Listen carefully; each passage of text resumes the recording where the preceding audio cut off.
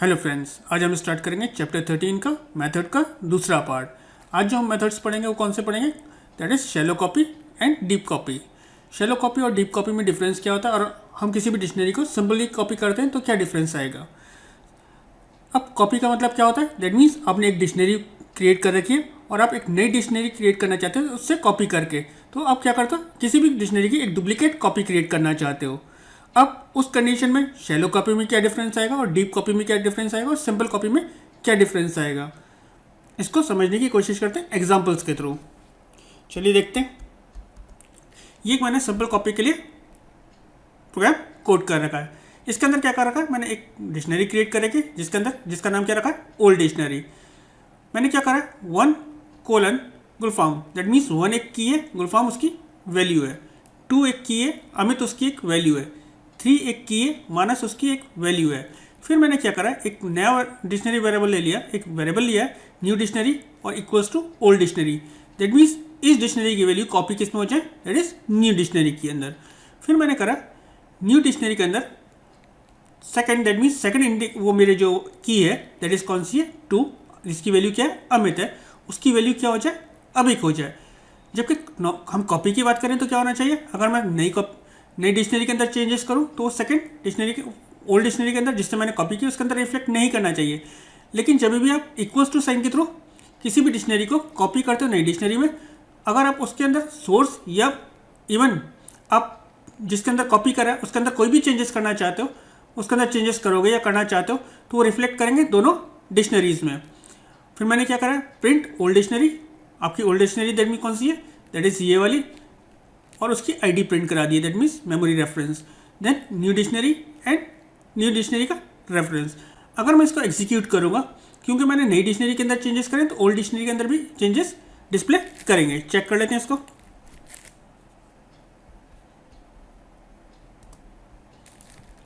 क्या है, मेरी ओल्ड डिक्शनरी की वैल्यूज क्या है अब, जबकि मैंने किसके अंदर चेंज करा, नई डिक्शनरी के अंदर सेकंड की को चेंज करा था, उसकी वैल्यू क्या करी थी, अभिक करी थी।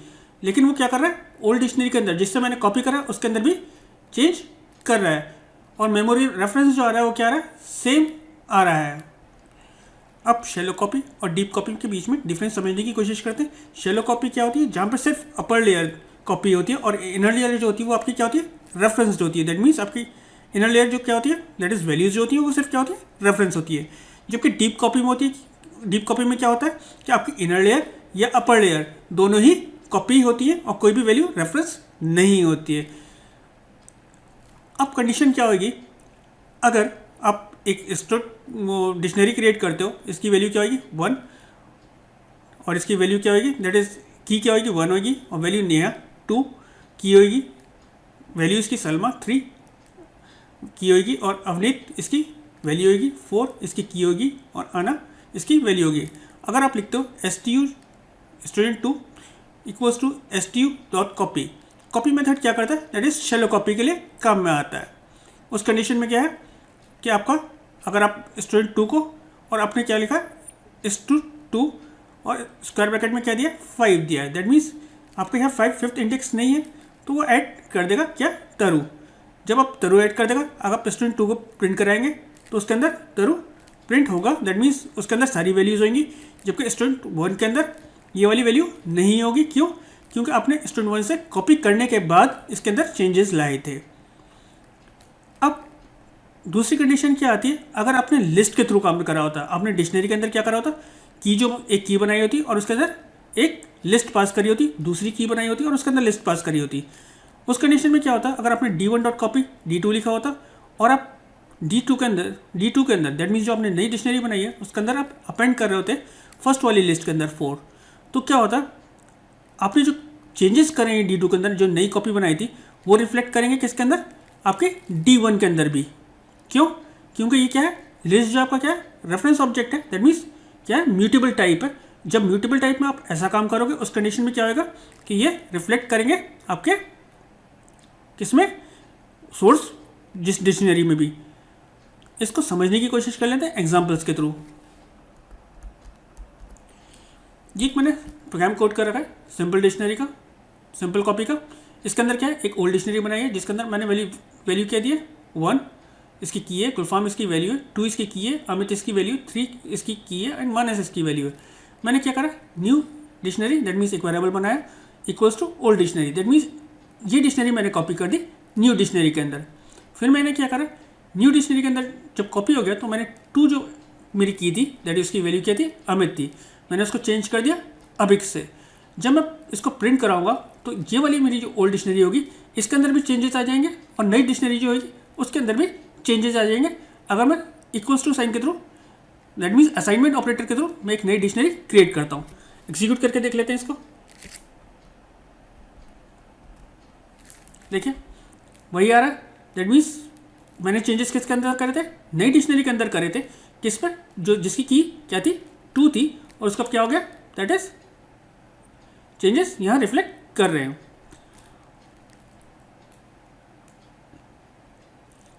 शैलो कॉपी को देख लेते हैं, that means example shallow copy का एक देख लेते हैं। यहाँ पर मैंने सेम एक डिक्शनरी क्रिएट कर रखी है, 1 उसकी वैल्यू क्या है नेहा, 2 उसकी वैल्यू क्या है साइमा, 3 अवनीत उसकी वैल्यू है, 4 की वैल्यू क्या है आना। फिर मैंने क्या करा, new dictionary equals to old dictionary, that means इसकी कॉपी बनाई और किसके अंदर ट्रांसफर कर दिया, दैट इज न्यू डिक्शनरी के अंदर। अब मैं न्यू डिक्शनरी के अंदर क्या करता हूँ, 5th इंडेक्स पे तरु डाल देता हूँ, दैट मीन्स इसके अंदर तरु नहीं था, 5th इंडेक्स कोई है भी नहीं, दैट मीन्स 5th इंडेक्स नहीं 5th की पर मैंने तरु डाल दिया। और जो न्यू डिक्शनरी के अंदर है 4 जो है दैट इज 4 क्या है आना है, इसकी जगह मैंने क्या कर दिया कुलफाम कर दिया। अब ये जो चेंजेस हैं ये ओल्ड डिक्शनरी में रिफ्लेक्ट नहीं करेंगे, न्यू डिक्शनरी में रिफ्लेक्ट करेंगे। दैट मीन्स नई डिक्शनरी जो होगी मेरी उसके अंदर क्या होगा, नेहा होगा, साइमा होगा, अवनीत होगा, गुलफाम होगा एंड तरु होगा। फिर मैंने क्या करा इसके बाद, और मेरी ओल्ड डिक्शनरी में क्या होगा, नेहा, साइमा, अवनीत एंड आना। फिर मैंने क्या करा, ओल्ड डिक्शनरी के अंदर भी चेंजेस करे। ओल्ड डिक्शनरी के अंदर 5th नहीं था तो मैंने यहाँ 5th ऐड कराया, उसकी वैल्यू क्या कर दी गुल्लू कर दी, और मैंने यहाँ क्या करा आना की जगह अभिक कर दिया, किसके अंदर ओल्ड डिक्शनरी के अंदर। अगर मैं प्रिंट कराऊंगा तो ओल्ड डिक्शनरी के अंदर क्या आएगा, दैट इज़ नेहा, साइमा, अवनीत, और यहाँ पर क्या आएगा दैट इज़ अभिक, और यहाँ पे गुल्लू, और यहाँ पे नई डिक्शनरी के अंदर मेरी वैल्यूज़ क्या रहेंगी, मेरी सेम रहेंगी, कौन सी, दैट इज़ नेहा, साइमा, अवनीत, और यहाँ पर हमने क्या चेंज कराया था, दैट इज़ गुलफाम एंड तरु। इसको एग्जीक्यूट करके देख लेते हैं।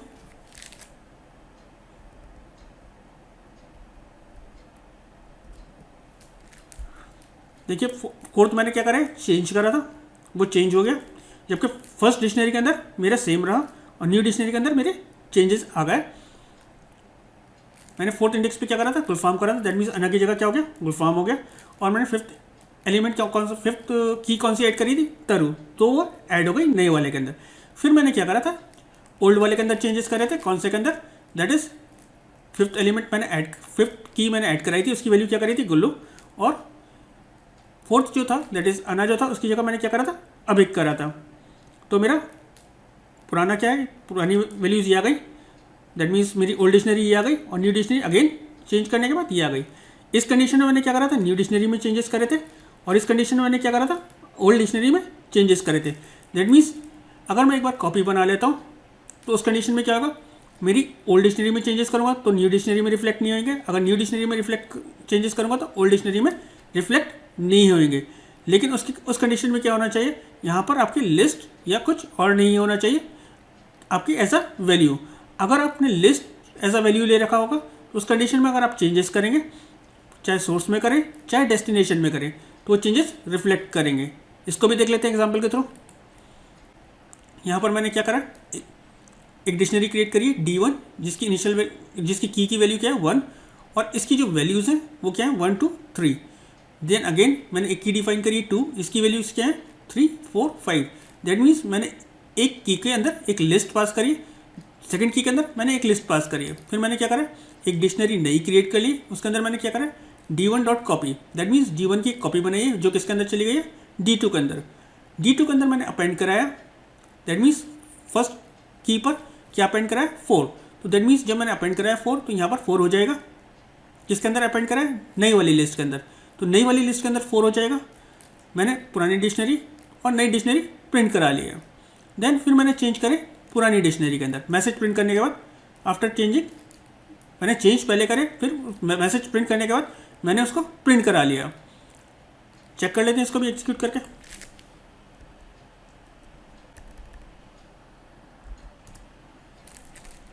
क्या हुआ कि अगर मैंने लिस्ट पास करी है, दैट मीन्स यहाँ पे म्यूटेबल डेटा टाइप पास करा है इसके साथ, तो उस कंडीशन में क्या हो रहा है, अगर मैं डिक्शनरी के अंदर चाहे सोर्स के अंदर चेंज करूँ चाहे मैं डेस्टिनेशन के अंदर चेंज करूँ, उस कंडीशन में आपके सोर्स भी चेंज हो जाएगा और डेस्टिनेशन भी चेंज हो जाएगा।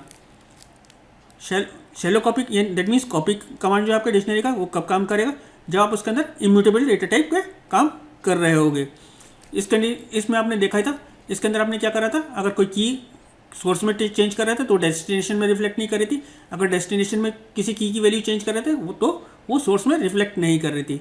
जबकि दूसरे एग्जाम्पल में आपने क्या देखा कि अगर आप सोर्स में चेंज कर रहे हो और उसके साथ आपने क्या दे रखा है, that is mutable data type दे रखा है, लिस्ट दे रखी है, तो उस कंडीशन में वो क्या करेगा कि अगर आप सोर्स में चेंज करोगे तो डेस्टिनेशन में भी रिफ्लेक्ट करेगा और डेस्टिनेशन में चेंज करोगे तो वो सोर्स में रिफ्लेक्ट करेगा।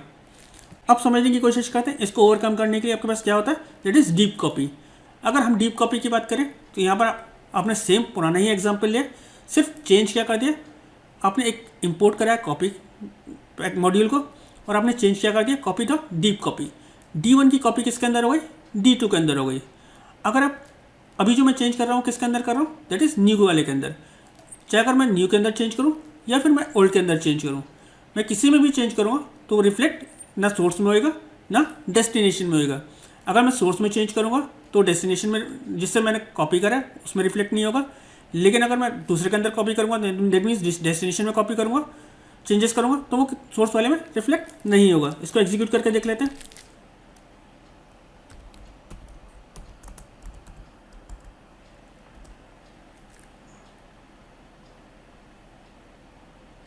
स्पेलिंग गलत है पाइथन की।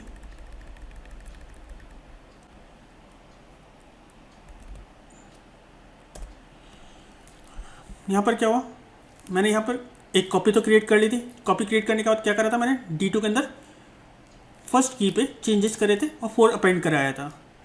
यहाँ अपेंड हो गया और नई डिक्शनरी के अंदर अपेंड है और ओल्ड डिक्शनरी के अंदर चेंजेस नहीं हुए। जबकि मैं शैलो कॉपी कर रहा था, दैट मीन्स कॉपी का फंक्शन यूज़ कर रहा था, तो यहाँ पर चेंजेस हो रहे थे लिस्ट के अंदर। देन अगेन मैंने सोर्स वाली दैट मीन्स D1 जिससे मैंने D2 को बनाई थी उसके अंदर चेंजेस करे। उसके अंदर क्या करा, अगेन मैंने फर्स्ट वाले की के वैल्यू चेंज करी, क्या करे 7 कराई, तो वो रिफ्लेक्ट किसके अंदर नहीं कर रही थी, दैट इज़ मेरी नई डिक्शनरी के अंदर जिसमें मैंने कॉपी करा उसके अंदर चेंजेस रिफ्लेक्ट नहीं कर रहे थे। उम्मीद करता हूँ आपको क्लियर हो गया होगा। अगर डायरेक्ट आप डिक्शनरीज़ को क्या करोगे, असाइनमेंट ऑपरेटर के थ्रू कॉपी करोगे तो क्या होएगा, अगर आप कॉपी फंक्शन के थ्रू कॉपी करोगे तो क्या होगा, अगर आप डीप कॉपी के थ्रू कॉपी करोगे तो क्या होएगा। फिर भी अगर कोई डाउट हो तो प्लीज़ कमेंट सेक्शन में लिखिए, मैं कोशिश करूँगा आपके डाउट को क्लियर करने की और आपके कमेंट्स का रिप्लाई करने की। Thank you.